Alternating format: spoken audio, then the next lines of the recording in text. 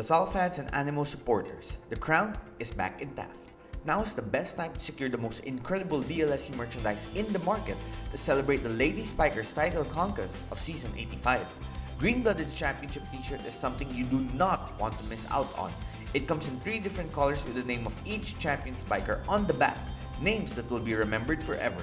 What better way to celebrate this unforgettable season? So visit Green-Blooded on Shopee now and show off your Animo spirit.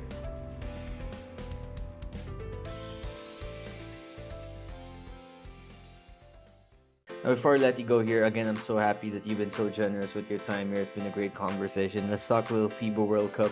What are the aspects that you're excited about covering the World Cup? I mean, Team USA might not have the blockbuster names, the Kevin Durant, the LeBron James, the Donovan Mitchell, guys like that. But I'm super excited to watch Jalen Brunson live. I think he's going to be awesome. I think Anthony Edwards is going to be awesome to watch live as well.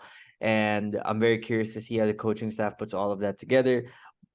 The media here in the Philippines, we've been fortunate to have some Zoom conferences with Grant Hill recently too. He's been managing teams for Team USA basketball. Maybe just give us an idea of the vibe of Team USA basketball right now, and what are like the interesting storylines or maybe plot lines to look out for when Team USA comes to Manila for the World Cup. Yeah, I'll definitely be following Team USA primarily. Obviously, I cover the NBA for an American outlet, so I would love to try to get some FaceTime with other teams that'll be around, but that will be my number one priority. And I think it's an interesting team in that you're right, it doesn't have the banner, players that typically have USA across their chest. I think back to the 2010, it wasn't called the World Cup then. I think it was just called the World Championship in Turkey, where Kevin Durant was like the star of that team. But you had a lot of other younger players like Andre Iguodala and Lamar Odom, and trying to remember off the top of my head, those are the 2 guys that stand out who they have a great session there, and they come back and they have massive seasons, and their impact is stronger. So I'm really curious to see Anthony Edwards in that type of stage. I'm really curious to see, Mikal Bridges, and what does Walker Kessler do as like the center on this team? And there's a lot of opportunity to watch Tyrese Halliburton and other young players just continue to grow. I'm excited to spend some time around these guys because I think, at this point I came into my career like a younger dude in the league, and I wasn't really understanding how to get FaceTime and build a relationship with LeBron. But, now that I'm where I'm at and these guys are where they're at, I feel like there is some opportunity. Like I sat down with Anthony Edwards in OKC, the same trip I was there for that Max Strus trip. I spent some time with Tyrese Halliburton this season, trying to think of the rest of Jalen Brunson lives in New York, and I know his representation pretty well. Like Mikal and Cam are going to be in Brooklyn where I live. Like I would like to, start to get to know those guys a little bit. So I'm excited for that FaceTime and that intimacy and that like idea. Like when you're on the road together, when you're in OKC, there's even some type of like camaraderie from like, oh, we're both like on the road here doing this. Yep. When you're in a different country, I feel like that's part of why these connections with Dame and Adebayo and Jimmy Butler and LeBron, Wade and Bosh years ago, and KD and Kyrie, like I think that's part of why these connections get so strong. Just think at any trip or any vacation you've had with a friend of yours, like you get closer in those moments. So from a basketball standpoint, it'll be interesting to see. Like I know there's a vibe around Team USA right now where the U19 team just lost in the tournament to Turkey, and that's like a loss. Like not winning this tournament would be a failure. So that type of pressure, I think, also will be interesting to see, especially because like they drew Greece in their bracket play, but now Giannis is unlikely to play, and Jokic and Serbia were on their side of the bracket, but he won't be playing. It does seem like to me, no offense to the other countries and national teams in the Manila side of the bracket, but it does seem like the Japan and Indonesia side of this thing is a lot more loaded with top 10 teams where you've got Germany and Finland and Australia all in one group, and Japan is nothing to sniff at. With Group F, you've got Slovenia right there too, and Spain and Brazil and Canada and Latvia and France. Like there's a lot of talent, I think, in that half of things where, the US without Giannis, they played Jordan and New Zealand and Greece. Group D, the same arena, Lithuania, if Sabonis even plays, they're pretty far and away ahead of Egypt and Mexico and Montenegro. Group B, you've got South Sudan, Serbia without Jokic, China, Puerto Rico. Group A, Angola, the DR. Shout out to our home nation, the Philippines. But then you've got Italy without Danilo Gallinari. So I don't see a ton of roadblocks for the U.S. to get to that quarterfinal stage. If if Sabonis, Giannis, and Jokic all don't play, they're going to be the favorite no matter what. Yep. And that type of pressure, I'm curious to see how this younger group, where a lot of them have played on the international stage before. Jalen Brunson won a gold medal with U19, but I'm curious to see how this younger group handles being the team with the target on their back, because this is a young group of guys who have all been kind of like climbing off the mountain. Look at me, like look at my, like, I deserve this standing. I deserve to be on this team. So now that they're there, how do they flip that around and act like the aggressor, act like they are the Goliath and that everyone else is the David? Definitely. And I love Jalen Brunson's game. I'm so excited to watch him play. I'm so excited for the inevitable 5 years from now when three guys from the current USA team Yeah, team I'll up be in the looking end for it.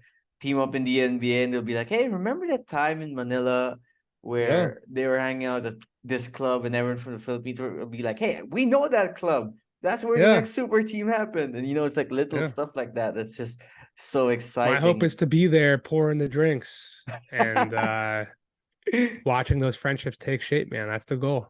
Hey, now that you mentioned pouring drinks, I might have to change our itinerary when I get to see you in Manila. We might have to add some late night options there. Some unwind time without the phone, without the Yeah. laptop typing, but I'm sure you'll be hard at work beforehand too. I'm just so curious too, Jake. When you get to interact with these players, whether that's in person. I'm not sure if they reply through messages. I think some players probably would reply through text messages. Some probably like to keep their phones out. Like, how do you It comes just and goes. it comes and goes? Some might take the call, some might not. Some will be happy Yeah. seeing you for like a stretch. Some will be unhappy if they read like a line that they didn't understand without the right context. I'm sure that those stuff happened. But how do you approach that? It's a curiosity question, like one reporter to another. How do you approach it? Yeah. I mean, I realized at a young age that most players are not trying to be friends with me, but Yeah. that doesn't mean that we have to be enemies. And that definitely Mm, doesn't mean that I'm not going to try my best to be like as much of a authentic personality when I'm around them. And I wouldn't ever write anything I wouldn't say to their face. And that, like, I am coming at my job as an observer of this world, trying to present like an objective characterization of the NBA and the people that are involved within it to the public. So I also recognize that a lot of how people present themselves to me might also be how they want to be presented and not exactly who they are too. So I'm trying to be as authentic as I can so that I bring out as much authenticity back and then do as good a job as I can sharing a genuine like assessment on a team, a player, a situation that I think fans deserve to read as opposed to just what the team or the player wants them to know. Not saying I'm trying to get a bunch of dirt at all times on these guys, but I am just trying to paint a full, honest picture that I think everyone involved deserves. I don't think if someone came to write about me, I wouldn't just want like a full puff piece on my life. Like I would want some type of assessment on, like areas I can improve and things I do as well as others and stuff like that. Because if there's no journey, then what's the point of the destination? absolutely, absolutely. And I think that's one of the reasons why you're great at doing this, is because you remain dedicated to the craft, not the lifestyle. I mean, I'm sure the lifestyle can be challenging sometimes, some parts of it can be fun, but you're dedicated to the craft. And that's why now you're working with guys like Mark Stein and Chris Haynes, and eventually even the higher guys up there. I'm not gonna name them right now, but I know that you know who I'm talking about. And you're on the way there. And Jake, I am just so thankful for your time as always. I am appreciative of your reporting. It's always entertaining when I see you tweet out a link to an article. I read it immediately. And I've been Thank you, enjoying man. your podcast with Vince too. That's been great. making the traffic in Manila bearable. That's for sure. That's why podcasts are so big here in the Philippines. There It's you because go. everyone's stuck in traffic. But really appreciate it, and I'm looking forward to meeting you when you get to be here in Manila. And I'm sure a lot of other Filipino basketball fans they would say the same thing too.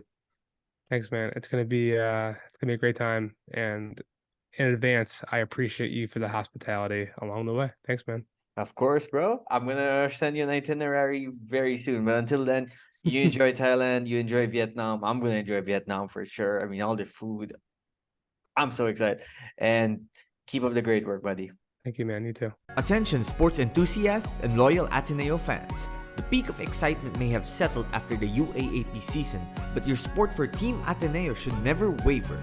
Show your unwavering spirit by proudly donning your favorite Get Blued merchandise. We have amazing news for you. You can now find the most extensive selection of authentic Ateneo gear at both Shopee Mall and Laz Mall. Gear up and embrace the blue and white pride with Get Blued's top-notch apparel. And remember, always buy original.